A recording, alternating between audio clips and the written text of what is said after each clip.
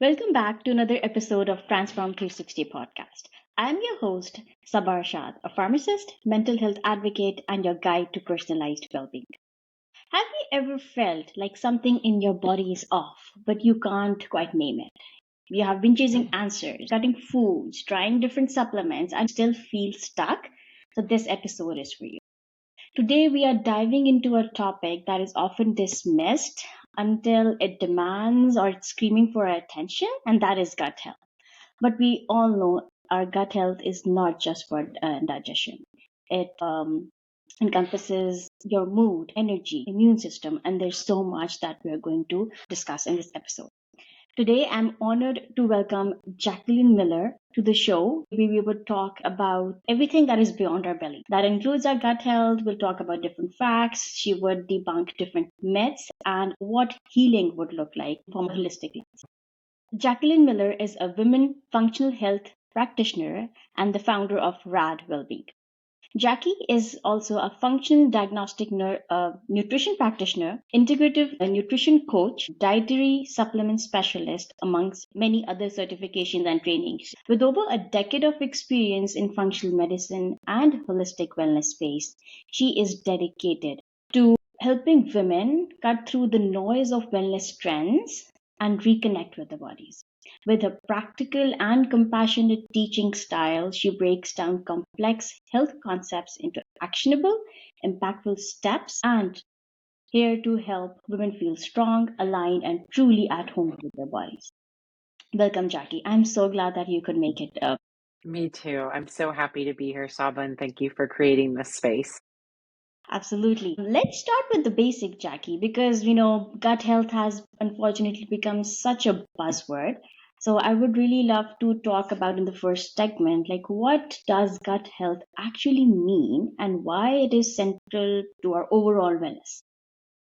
That is the perfect place to start because, yes, exactly what you said. It is such a buzzword. We hear the buzzwords gut health, microbiome, digestive system all the time, and they're not necessarily interchangeable. And I think it's actually really important to start with discerning what is the difference between those things. I want to start with the digestive system and just breaking that down very simply because that's really the base of all this. The digestive system is exactly what it sounds like. It's the collection of organs that creates the system that allows us to digest and absorb our food. And it includes the mouth, the esophagus, stomach, small intestine, large intestine, and then what I call these kind of bonus organs that also play really critical roles in digestion, like the liver and the pancreas and gallbladder.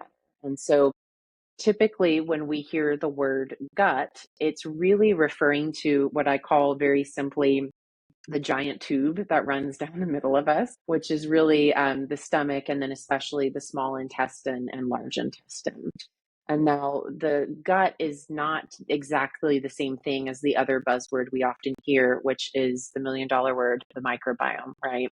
The microbiome is the population, or you can kind of think of it as an ecosystem. I tell a lot of my clients, you want to think about this as very similar to how a large city or a large country has a big population. There's a lot of different people, and there's people that really contribute to the well-being and the growth and evolution of the general population.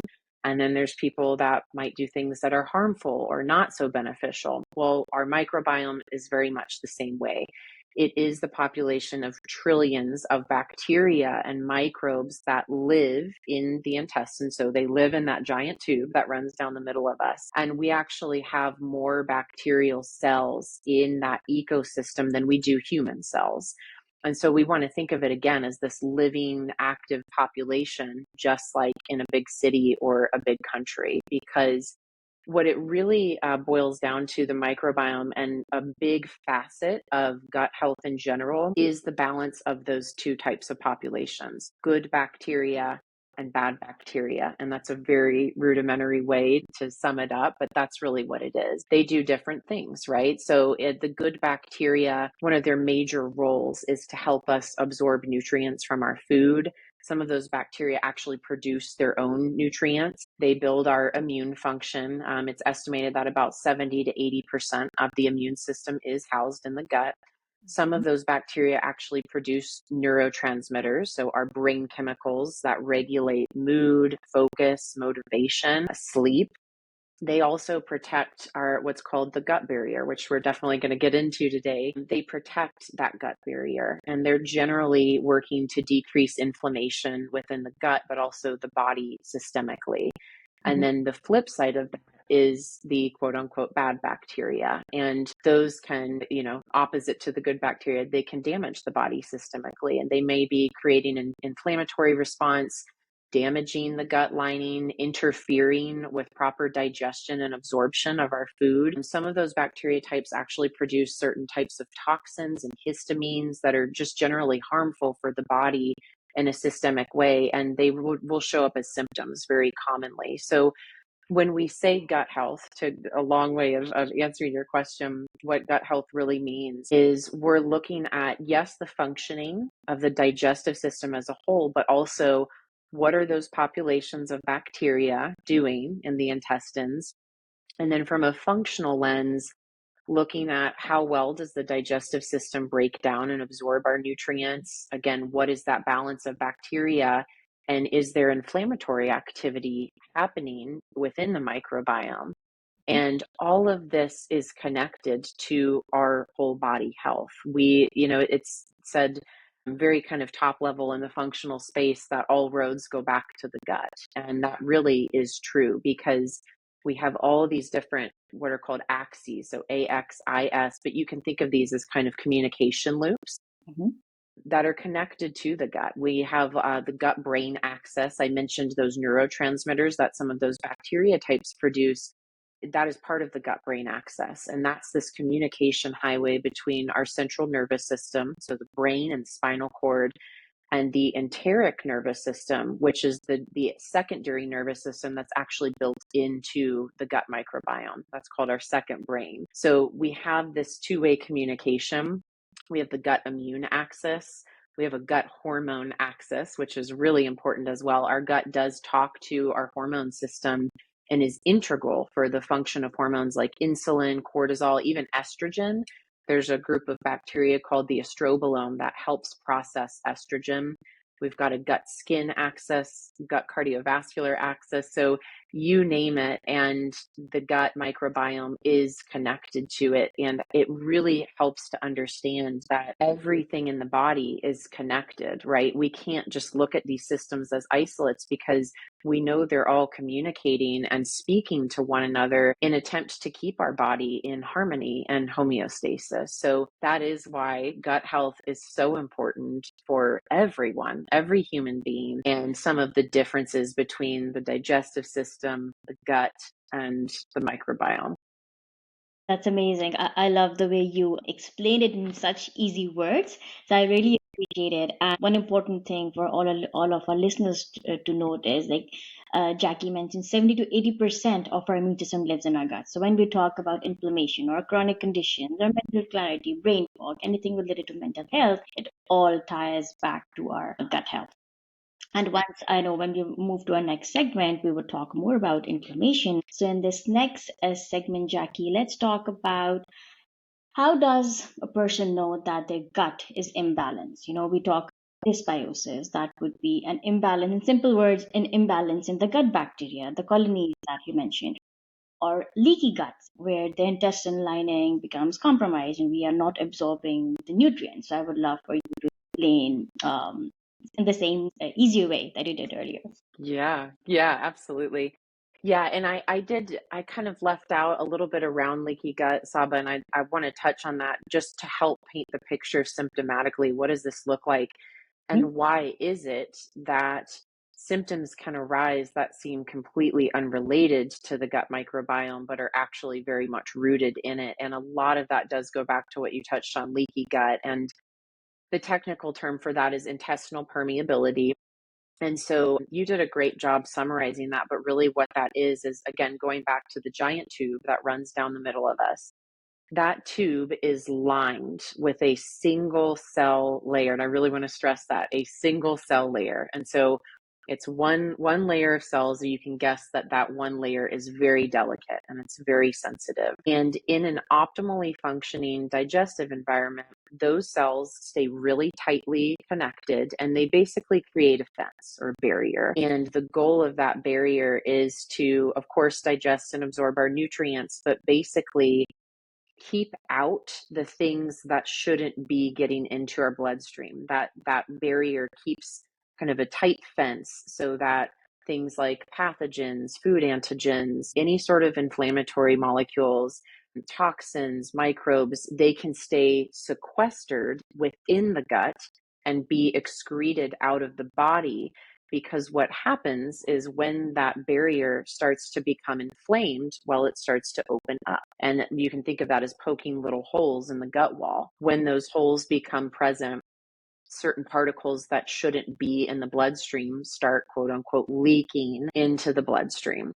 When that happens is when we can start to see a much wider range of symptoms instead of just digestive symptoms. So to answer your question, and you mentioned this at the beginning, Saba, a lot of people, what I find in practice is that a lot of people will come and seek help because their digestive symptoms have gotten glaring and they're just dealing with things like chronic bloating. I really look at gut symptoms as kind of upper GI and lower GI. So upper GI meaning indigestion, GERD, acid reflux, excessive belching, kind of burning stomach sensations, and then lower GI as poor quality bowels. So mushy, unformed, inconsistent bowels, constipation, diarrhea, bloating, gas. So those are all very common, like I call them check engine lights, right? Those are very common for people. But what I want to share is that when leaky gut starts to happen, again, that's when we want to widen the lens and understand that gut related symptoms aren't just gut symptoms. That's when I start to see things. I mentioned the skin connection. People might struggle with things like acne, eczema, psoriasis, itchy, irritated red skin, even hives. So I see skin manifestations. I definitely see mood manifestations. I mentioned low mood, anxiety, depression, lack of focus or motivation, immune challenges, which you touched on. That is a big, big red light for microbiome challenges. So that might just be getting sick really often, colds, coughs, sickness, infections, autoimmunity. The functional community is very much in the paradigm that autoimmunity is very much rooted in the gut. And one of the core mechanisms of autoimmune diseases is intestinal permeability or leaky gut, right? So those are all keystone symptoms, but also, and these become more vague and definitely more systemic, but low energy and sleep problems are incredibly common with microbiome health. If you think about it, if the microbiome is dysfunctional and not operating efficiently, the body is going to shunt as much cellular resources and energy as it can towards trying to heal and repair the gut. That's naturally going to take away other energy that you could be expending doing other things, right? When it comes to sleep, a lot of people don't realize that the gut actually produces a large amount of melatonin. There's a gland in the brain, the pineal gland, that produces a lot of melatonin, but a lot of it is also produced in the microbiome. And so what we're seeing here is a deepening of understanding that because the system is connected to everything else, we can't rule out any symptom to be not related to the gut and to a microbiome imbalance. And I do want to share one more thing here. When it comes to stool quality, something that I've learned in practice is that a lot of people will say, I poop daily, and I don't shy away from talking about poop because it's really important. They'll say, well, I have a bowel movement daily. And then I'll start to ask, well, what is it like? Describe it. And I look at a daily high quality bowel movement as a fundamental litmus test for gut health and just for systemic health as well. It should be easy to pass. It should be fully formed, smooth on the surface, generally easy to wipe. And bowels, this is a fun, interesting fact.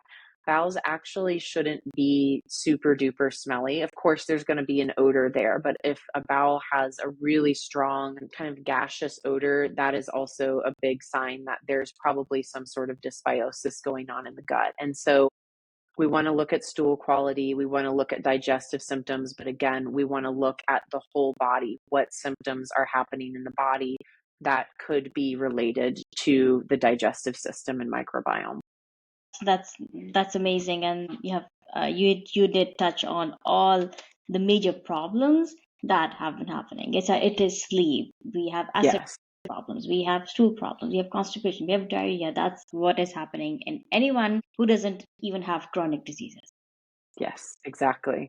That's another thing that people are concerned because it doesn't happen with a specific age range. It is still happening to teenagers or even younger Yes. than that. So that's something that we need to be cautious about. If that's something your child is complaining, yeah, there may be other hidden factors, but it doesn't happen in certain age. It can start at any age. Yeah, so that's really important, and I appreciate you breaking it down into easy words. Next, I would really like to talk about, I understand real healing happens when we get curious about the root cause, Mhm. when we support our digestion, we calm our inflammation, we rebuild our gut lining the same way that you explained, and we understand our genetic variabilities or how our mitochondria is functioning, right? So would you touch on how does healing the gut look like through a functional wellness or a holistic lens?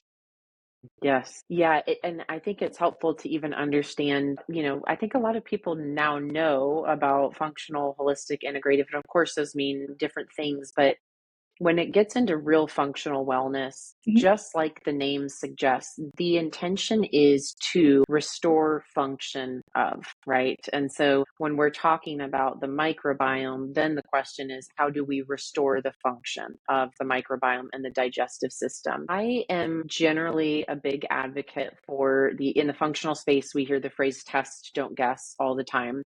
And I am generally of that mindset. I do think, and this is a conversation for another place and time, I see over testing a lot. I see some unnecessary tests, and unfortunately, functional testing is not very cost effective. And so it can be very expensive and it's not always absolutely warranted. However, I think when it comes to the microbiome, it's really important to test.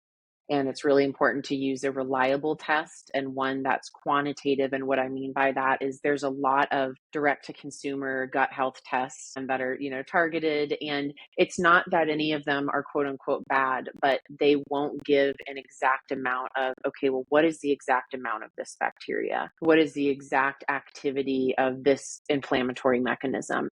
And that can actually be problematic because it can either give you just a yes or no. And then it's like, well, what do we really do about that? What's the clinically actionable item? And a good microbiome test will tell you that. And so I think healing really starts by just kind of a state of the union, right? Let's get the data points. Let's get an actual stool collection to see what types of bacteria are in your gut, both good and bad. Is there intestinal permeability happening? Mhm. What sorts of inflammation are going on? What is the digestive capacity, right? And starting there. And that's where I really do think that practitioners come in, is understanding how do we translate those data points, those critical data points, how do we translate that into an intelligent and intentional plan for a client that also accounts for their history, for their lifestyle, and understanding what's realistic for them. Normally, clinical grade supplements are involved, right? We can't necessarily, there's certain types of bacteria or pathogens that may be what's called self-limiting, meaning that sometimes they can clear out on their own. That's pretty darn rare when it comes to the microbiome. And so we do need some sorts of agents to Mhm. help clear out bacteria, to help support our digestive enzyme output, or maybe hydrochloric acid.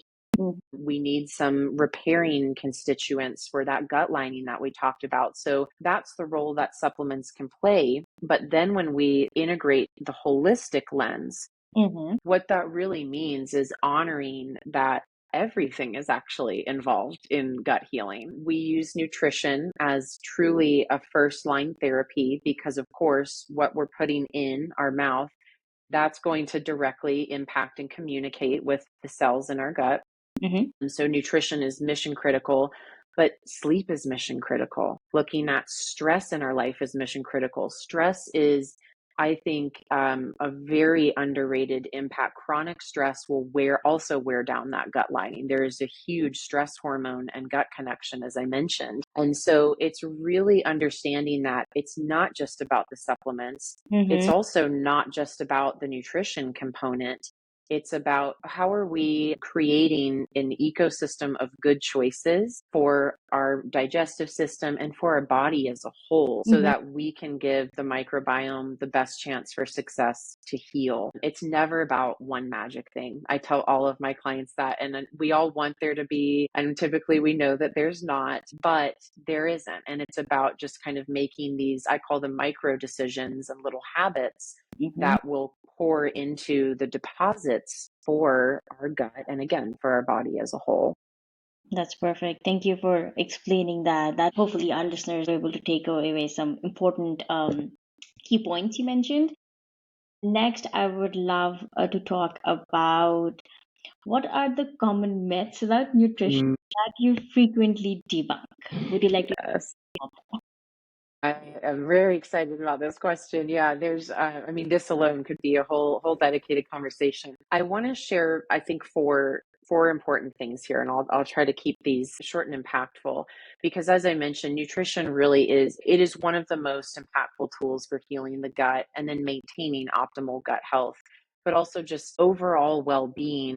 Food is medicine. I believe deeply. And so what we are putting in is a really important signal for the whole body. And we're in the age of information, and we see a lot of misinformation, or, as I sometimes say, like people that will take anecdotal experience and then assume that it applies to everyone. And so I hear things all the time. It's like, well, the carnivore diet worked really well for me. I felt my best on the keto diet. And that's great, because that means that that person found a tool that works for them. However, that does not mean that is the tool for everyone. And so that is really the first thing that I always go back to, is reminding people that there is no one magic diet or way of eating that is going to fit every body. The magic and magnificence of the human body is that there is no one same body out there, right? We are all very different. Our cells are doing different things. Mm-hmm. And of course, the same eating style is not going to be the best for me as it would for you, as it would for someone else. And so we really need to account for that and understand that all of these reels that we see on social media, again, they might be somewhat decent things to try, but it's not going to be a panacea. So understanding that is really important. Mm-hmm. Number two is, I would say, eliminating this myth that for Mm-hmm. the gut to heal or for someone to be in optimal health, that they have to eliminate like 20 or 30 different perfectly healthy foods. Mm-hmm. There's a lot of debate and conflict, and there has been for years, about the validity of food sensitivity testing.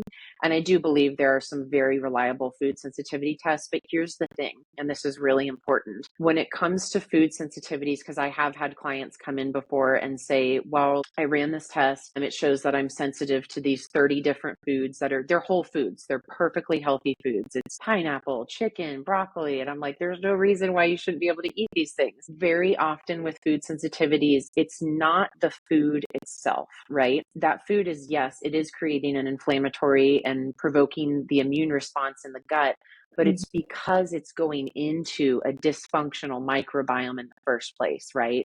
If there are bacterial overgrowths, if there is intestinal permeability happening, if there's not enough digestive enzymes to break down certain foods, then that food will become a problem, but it doesn't mean that it's going to be a problem forever. The problem is actually the state of the microbiome itself. It's not in the food. And so while there may be a time period where it could be beneficial to take out some foods, Mm-hmm. it's really more about this holistic approach that we talked about of healing the gut, so that you can go and enjoy foods that are perfectly nourishing for your body. I don't want my clients, and I don't want anybody, to have fear around food. I want everyone to be able to enjoy foods that are, that have been around for hundreds of years. There's no reason you shouldn't be able to eat an apple, whatever it is. And so That's something that I see as a myth a lot. And, that's probably not going to be agreed upon by every practitioner, and that's perfectly fine. But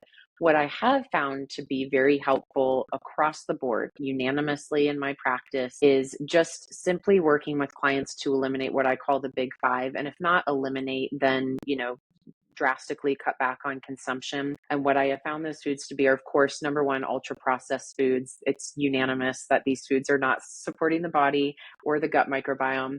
Number two is sugar, and any sort of processed sugar, anything on a label ending in OSE, maltose, dextrose, things like that, fructose, of course. Gluten is number three. And I get asked this all the time. And when I first started the practice, I really had to think long and hard about, is this going to be a broad suggestion that I make to every woman? Mm-hmm. What I have found is that every woman who does even a trial period of fully eliminating gluten, they feel so much better. And just, there's a lot to say on that, but I'll leave it at that. That gluten is typically, even if you don't have celiac, there is some sort of immune inflammatory response happening to it, and it's highly likely that you'll feel better without it.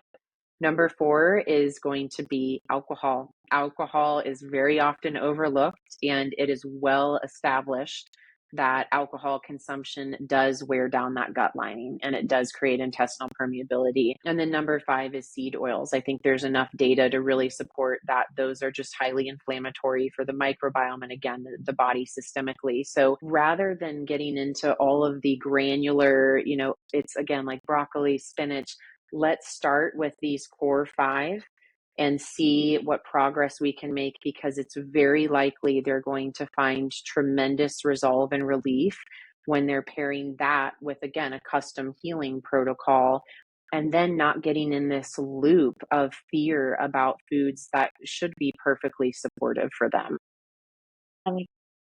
Number three is, or number four technically, is just the myth that, I've heard it multiple times, that eating organic food doesn't really matter that much. And that's just not what the data says. Glyphosate, so that is the pesticides and herbicides that are sprayed on our produce, grains, and even the grains that animals eat that we then end up eating. That is a very well established source of, again, provoking gut inflammation, intestinal permeability, not to mention endocrine disruption. Again, there are systemic impacts that those things make, but it is really important to focus and prioritize eating organically as much as possible. And of course, there are times we eat out, we're human, right? We probably can't do it 100% of the time, but just being as diligent as we can about that is really important when it comes to microbiome health. That's amazing, and thank you very much for talking us about all the nutritional facts that we see on the reels and the TikTok and so many other. Yes, there's so many. Yeah, so then this has to be probably another episode where we can just talk about Yes. that. Yeah, that's what I'm thinking for the next one. So we can just Yes. talk about that. We have few minutes left, but what I would love for you to do is, what is one piece of advice that you wish more people to know when it comes to the health? Yeah, I mean, so much to say there. But I think it's going back to this theme that we've touched on a number of times, is the advice being to really remember and embody that this body, this physical body, is all interconnected. I think it's so easy to lose sight of that with where we are right now in the Western medical system. And listen, there's a time and a place for that system. We need a lot of those tools, but the challenge is that everything ends up in a vacuum, right? And we see it all the time in this space. If you have GI issues, go to your gastroenterologist. If you have mental health issues, go to your psychiatrist. If you have cardiovascular issues, go to the cardiologist, right? Well, who is really putting all those puzzle pieces together and honoring what we talked about, that all of these systems are actually communicating with one another, and we have to look at the whole. And really, we have to look at our lifestyle, or what I call our ecosystem as a whole, because this brain, this beautiful brain and computer that runs the system and all our cellular behavior, ultimately what it's doing is taking the signals that we send it, which really come down to the choices we make, and it's interpreting that information and translating it into our cells, and then our cells behave accordingly. And so if we're eating foods that send stressor signals or inflammatory signals, if we're staying in a chronically sympathetic dominant state, meaning we're chronically stressed all the time and we're tight and we're moving 1,000 miles an hour, if we're not sleeping well, if we're not honoring our thoughts and our beliefs and our relationships and our sense of purpose, those things are all equally as important as, running a gut health test and getting on, eliminating certain foods. So we just have to look at everything Mm-hmm. and honor and respect and live from the fact that we are creating this ecosystem that either contributes to or depletes our sense of well-being and our physical health as well. And so, it's something that's really woven into the mission and the ethos of my practice, is helping women understand that. And it creates a lot of light bulbs for people when they really do start to see, and they'll start to see it even in the process too. It's like, when we start to see digestive system improvements, then all of a sudden they're sleeping better and, oh, they have more energy and actually their mood's better. And so they start to see it in action of like, oh, everything really is connected, because I'm not just noticing reductions in my bloating and improvements in my bowel quality, I'm seeing it as a whole, right? And so that is really it. Fundamentally, is giving the advice that we need to understand that this whole beautiful harmony is interconnected. That's true. And I really appreciate you making everything easier for us to understand. And I know we are coming to an end. We need another session where we just talk about Yes. different stuff. Yeah. Yeah, I would love that. Yeah, and I would love to have you back. And as we come to an end, I want to thank all of our listeners. And remember, your symptoms are not random. Your body is communicating with you. So don't settle for what is common or what comes up normal in your blood results. Make sure you're getting to the root cause. And it all starts with your gut. Thank you very much, Jackie. I really appreciate all your time, all your knowledge, and for debunking a lot of the myths around the gut health. Mhm. I'm sure we'll have you on the show again and discuss more about a lot of stuff that we weren't able to discuss. Thank you to all our listeners today. I hope it gave you a new lens on what's happening beneath the belly and why gut health is so much more than dust and digestion. Until next time, take care, trust your gut, and stay balanced. Thank you very much. Thanks, Saba.